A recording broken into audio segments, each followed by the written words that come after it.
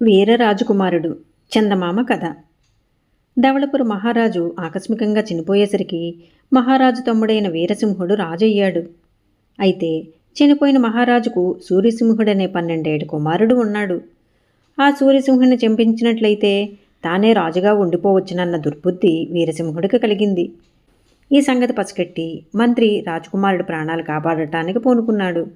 ఆయన రాజకుమారుణ్ణి రహస్యంగా తన వెంట తీసుకుని రాజ్య సరిహద్దుల్లో ఉన్న కృష్ణగడానికి బయలుదేరాడు. ఆ దేశానికి అతని పినతల్లే రాణి.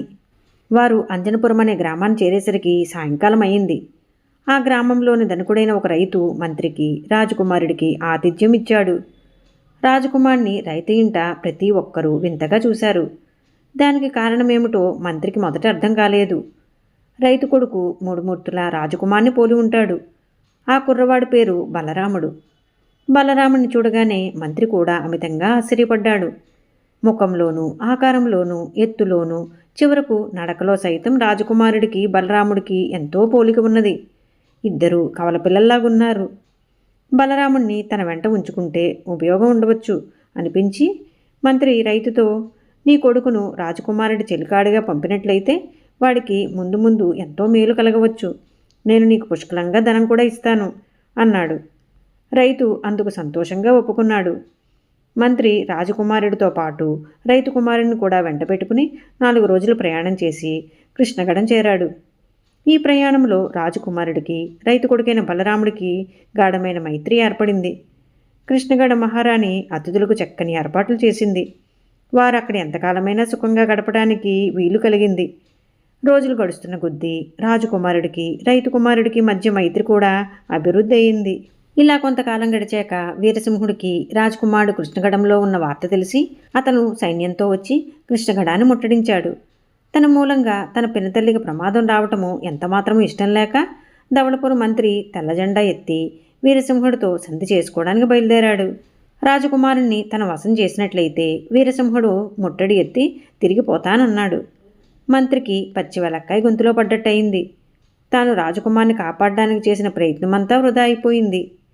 అయితే రాజకుమార్ని కాపాడటానికి ఇంకా ఒక మార్గం మిగిలి ఉన్నది. అదేమిటంటే రైతు కుమారుడైన బలరాముణ్ణి రాజకుమారుడని చెప్పి వీరసింహుడికి అప్పగించడం. మంత్రి బలరాముని ఏకాంతంగా పిలిచి, నాయనా, రాజకుమార్ని తనకు వశపరచమని శత్రురాజు కోరుతున్నాడు. అతను రాజకుమారుడు ప్రాణం తీసే అవకాశం కూడా ఉన్నది. రాజకుమారుడివి నువ్వేనని నిన్ను పంపగలను. శత్రురాజు తెలుసుకోలేడు. కానీ అలా తెలిస్తే నీ ప్రాణానికి ప్రమాదం కలగవచ్చు. ఏమి చేయడానికి నాకు పాలుపోకుండా ఉన్నది అన్నాడు. ఈ మాటలు వినగానే బలరాముడు, బాబుగారు, నా ప్రాణం పోయినందువల్ల కలిగే నష్టం లేదు. కానీ రాజకుమారుడు 4 కాలాల పాటు బతికి ఉంటే రాజ్యం తిరిగి సంపాదించుకోగలుగుతాడు. రాజవంశం నిలుస్తుంది. శత్రురాజు దగ్గరికి నన్ను పంపండి. ఈ సంగతి రాజకుమారుడికి మాత్రం తెలియనివ్వకండి. అతను నాపై గల ప్రేమ కొద్దీ పని జరగకుండా అడ్డుపడవచ్చు అన్నాడు. మంత్రి ఈ మాటకి ఎంతో సంతోషించి బలరాముడికి రాజలాంఛనాలన్నీ తగిలించి భటుల వెంట కృష్ణగడం కోట వెలుపల సైన్యంతో విడిచి ఉన్న వీరసింహుడి డేరాకు పంపాడు. బలరాముడు బయలుదేరిన కొద్దిసేపటికి రాజకుమారుడు అతని కోసం వెతకసాగాడు. అతన్ని భటులు కోట దాటించి తీసుకుపోయారని తెలిసింది.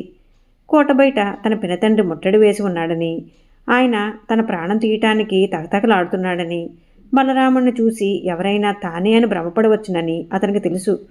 అతను ఒక భటుడి చేత ఉన్న కత్తి లాక్కుని అతివేగంగా కోట బయటికి పరిగెత్తాడు. బలరాముడు వీరసింహుడి గూడారం ప్రవేశించగానే వీరసింహుడి భటులు అతన్ని రాజకుమారుడిగా గుర్తించి చిన్నరాజుగారి అని ఆనందంతో కేకలు పెట్టారు. వీరసింహుడు వారిని బయటికి పంపేసి బలరాముడితో, ఇంతకాలానికి నాకు దొరికావు. నాకు సింహాసనానికి మధ్య అడ్డంగా ఉన్న నిన్ను ఈ క్షణమే చంపేసి నా దారి నిష్కంఠంగా చేసుకుంటాను అంటూ కత్తి ఒకటి చేత పట్టుకున్నాడు. బలరాముడు చలించలేదు. నన్ను చంపి నువ్వు బాగుపడవు, ఉన్న సింహాసనాన్ని కూడా పోగొట్టుకుంటావు అన్నాడా కుర్రవాడు. వీరసింహుడు కత్తి దూసి బలరాముడు పైకి వచ్చాడు. బలరాముడు అతనికి అందకుండా పరిగెత్తసాగాడు. ఇంతలో ఆగు అని గుడారం ద్వారం వద్ద నిలబడి రాజకుమారుడు కేక పెట్టాడు. వీరసింహుడు అటు చూసి నిర్ఘాంతపోయాడు. 2 రాజకుమారులు తన గుడారంలోకి ఎలా వచ్చారో అతనికి అర్థం కాలేదు. అమితమైన దిగ్భ్రమలో అతని చేతకత్తి కిందికి వాలిపోయింది. మరుక్షణం రాజకుమారుడు వీరసింహుడి మీదకి లంఘించి ఒక్క దెబ్బతో అతని తల నరికేశాడు. వీరసింహుడు చచ్చాడనగానే అతని వెంట వచ్చిన సైనికులందరూ మూగారు. తమ కాబోయే రాజే వీరసింహుడిని హత్య చేశాడని, వీరసింహుడు తమ రాజకుమారుణ్ణి హత్య చేయబోవటం చేత అలా జరిగిందని తెలియగానే సైనికులు ఎంతగానో సంతోషించారు. తరువాత రాజకుమారుడు మంత్రితోనూ బలరాముడితోనూ తన దేశానికి తిరిగిపోయాడు. వెంటనే రాజకుమారుడికి పట్టాభిషేకం జరిగింది. రాజప్రతినిధిగా మంత్రి కొంతకాలం రాజ్యం చేసి రాజకుమారుడు యుక్త వయస్కుడు కాగానే రాజ్యభారం అతనికి అప్పగించాడు. బలరాముడు అనేక జాగీర్లకు అధిపతి అయి రాజకుమారుడికి ముఖ్య ఆంతరంగికుడిగా ఉంటూ యావజ్జీవ స్నేహం చేశాడు. ఈ కథ మీకు నచ్చినట్లయితే లైక్ చేయండి, షేర్ చేయండి. మరిన్ని మంచి కథల కోసం మా సంపత్ ఛానల్ని సబ్స్క్రైబ్ చేసుకోండి.